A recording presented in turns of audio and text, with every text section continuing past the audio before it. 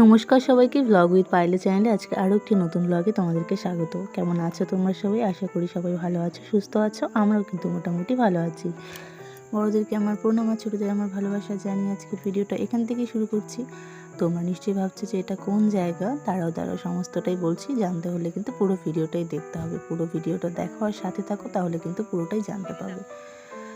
তো এটা হচ্ছে আসামের মহামায়া মন্দির। তো এখানেই হচ্ছে সৌজনীর মুখে ভাত হয়েছিল আর কি। তো আমরা সবাই গেছিলাম এখানে গাড়িতে করে। তো প্রথমে গাড়িতে করে গিয়ে তোমরা তো দেখলেই। তো প্রথমে সিঁড়ি দিয়ে উঠে গেছিলাম, এই সিঁড়িগুলো দিয়ে। তো এতটাই খাড়া ভাব সিঁড়িগুলো, তো সেইগুলো আর ভিডিও করিনি। তো তারপর নিচে কিছুটা ভিডিও করেছিলাম, তারপর উপরে উঠে আবার ভিডিও করতে শুরু করে দিয়েছি, সমস্তটাই তোমাদের সঙ্গে শেয়ার করব বলে। তো তোমরা কারা কারা এই মন্দিরটাতে গেছো বা দেখেছো সেটা কিন্তু অবশ্যই কমেন্ট করে যাও। পুরো মন্দিরটা দেখতে পারবে। আর মন্দিরটা এতটাই শান্ত স্নিগ্ধ, তো তোমাদের কিন্তু খুবই ভালো লাগবে। তো আমি বেশি কথা বলতে চাচ্ছি না, তোমরা নিজেরাই দেখে নাও পুরো ভিডিওটা আর মন্দিরটাকে দেখো, তো তোমাদেরও হয়তো ভালো লাগবে। প্রথমে দেখতেই পেলে আমরা বড় গেট দিয়ে ঢুকে গেছিলাম, যেখানে মা মহামায়ার মন্দিরের লেখাটা ছিল আর কি। তারপর এটা হচ্ছে সামনের দিকের ভিউটা। তো পুরো মন্দিরটাই তোমাদেরকে ঘুরে ঘুরে দেখাবো। আমি যতটা পেরেছি বাবুকে কোলে করে নিয়ে তবুও ভিডিও করার চেষ্টা করেছি। আর ব্লগটা অনেক দিন হলো আমার কাছে আছে। তোমরা তো দেখি তো সৌজনীর মুখে ভাতে গেছিলাম, প্রায় 1.5 মাস খানিক তো হয়েই যাবে। ভিডিওটা পড়ে আছে কিন্তু এডিট করতে পারিনি, সেই জন্য তোমাদের সঙ্গে শেয়ার করাও হয়নি। তো আজকে ভাবলাম তোমাদের সঙ্গে এই ভিডিওটাই শেয়ার করি। তো দেখো, আমি কিন্তু ঘুরে ঘুরে পুরো মন্দিরটা দেখছিলাম।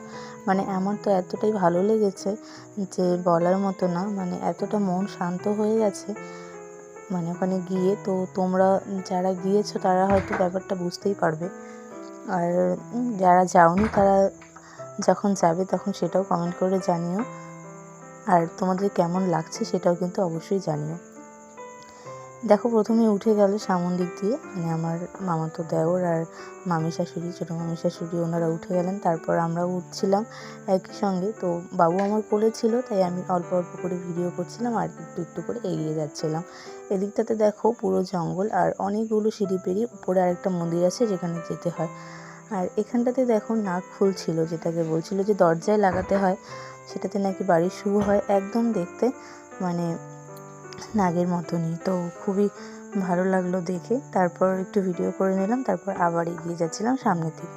তো আমাকে সবাই বলছিল যে অনেকেই যারা আমাকে চেনেও না, তবুও বাবুকে কোলে দেখে বলছিল যে তুমি কেন যাচ্ছ আর কি উপরে, এত উঁচুতে বাচ্চা নিয়ে যেও না আর কি, পারবে না এরকম বলছিল। কিন্তু আমি মনের জোর হারাইনি, আমি ছেলেকে কোলে করে নিয়েই গেছি এবং ছেলেকে ঘুরিয়েও নিয়ে এসেছি। দেখো, ও ছোট হতে পারে কিন্তু একটা স্মৃতি তো থেকেই যাবে, তাই না? যে ওকে নিয়ে আমি এই মন্দির থেকে ঘুরিয়ে এনেছি।